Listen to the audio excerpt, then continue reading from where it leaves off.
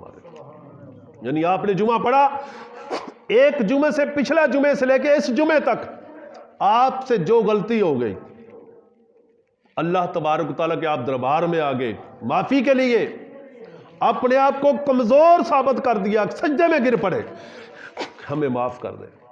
تو حدیث پاک میں آتا ہے کہ پچھلے جمعے سے لے کے اس جمعے تک جتنے بندے نے گناہ کیے، رب فرماتا ہے اسے معاف کر دو، معاف کر دو۔ اور جس نے صبح کی نماز پڑھی ظہر تک اگر کوئی غلطی کر بیٹھا تو میرے دوستو، اللہ تبارک و تعالیٰ کے محبوب فرماتے ہیں کہ اللہ کا بندہ جب غلطی کر کے اس کی بارگاہ میں آ جاتا ہے تو رب اس کے دوسری نماز سے دوسری نماز کے وقفے کے گناہ معاف فرما دیتا ہے۔ ٹھیک ہے، بلکہ حدیث پاک میں آتا ہے کہ اللہ تبارک و تعالیٰ کے محبوب فرماتے ہیں کہ رب کا وعدہ ہے، جو بندہ غلطی کرے پھر معافی مانگے، پھر غلطی کرے پھر معافی مانگے، حتیٰ کہ 70 دفعہ غلطی کرے تو 70 دفعہ معافی مانگے، مجھے وہ دوسرے بندوں سے زیادہ محبوب لگتا ہے کہ وہ مجھے رب مان کے، میری طاقت کو مان کے میرے حضور گر پڑتا ہے کہ میرے رب مجھے معاف کر دے۔ اور معافی مانگنے کا سب سے بڑا طریقہ پتہ کیا ہے؟ کہ اپنے رب کے حضور اپنی ناک، اپنی پیشانی، یہ سب سے بڑی عاجزی کی علامت ہے۔ کسی بندے کو سب سے بڑی سزا پتہ کیا؟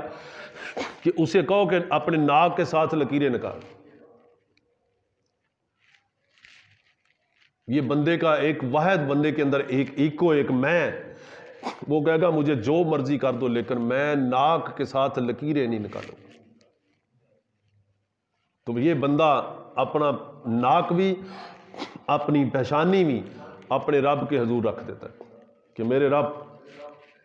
آپ دیکھیں، اسے نہیں خبر اس کا مال کیا، اسے نہیں پتہ، اسے کوئی حالت نماز میں شہید کر دے، مار دے، جو مرضی کر دے، لیکن وہ اپنی پیشانی اپنے رب کے حضور رکھ دیتا ہے۔ تو رب کی ذات پاک اس پہ رشک کرتی ہے، دیکھو یہ میرا بندہ، اب اسے کوئی خبر نہیں، رب کے سوا اسے کوئی نظر میں نہیں آ رہا، آنکھیں میں اس کی زمین پہ لگی ہیں۔ اور حدیث پاک میں آتا ہے کہ اگر رب کا اپنے بندے پہ جتنا کرم حالت سجدے میں رب فرماتا ہے، اگر بندہ دیکھ لے تو قیامت تک اپنا سر سجدے سے نہ اٹھائے۔ کیا مذاق سمجھ رکھا نماز کو؟ صحابہ نے عرض کیا یا رسول اللہ صلی اللہ علیہ وسلم، ہمیں نماز کا کیسے پتا چلے گا کہ میری نماز قبول ہے؟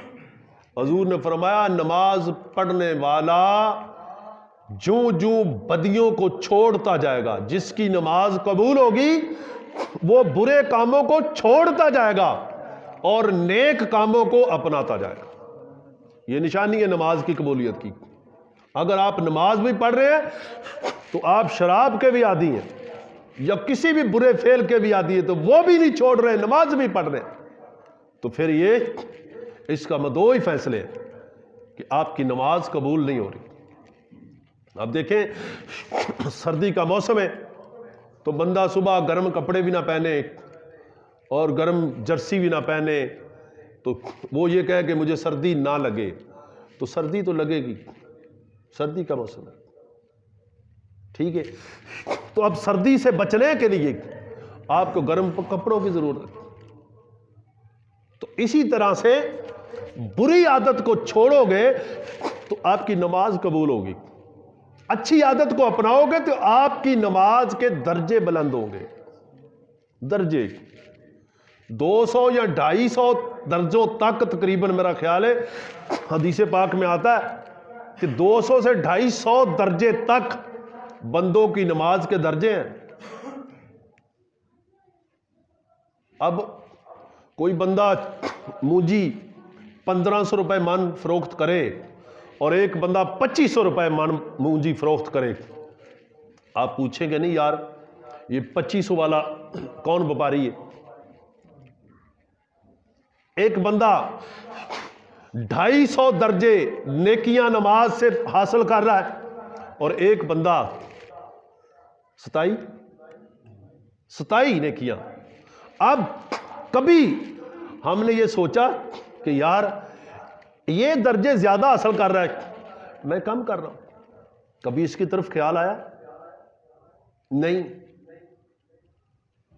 ایمان کس چیز کا نام ہے؟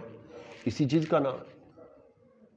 اور میرے کریم آقا صلی اللہ علیہ وسلم جب بھی تھکاوٹ محسوس فرماتے تو بلال سے فرماتے اذان دو، راحت حاصل کریں، راحت سکون حاصل کریں۔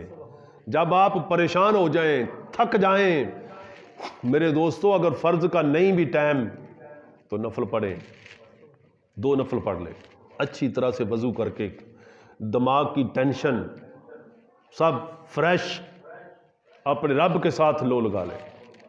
آپ کا رب آپ کے اوپر جو پریشانی ہے، جو تکلیفیں ہیں، رب کا وعدہ ہے، فنش۔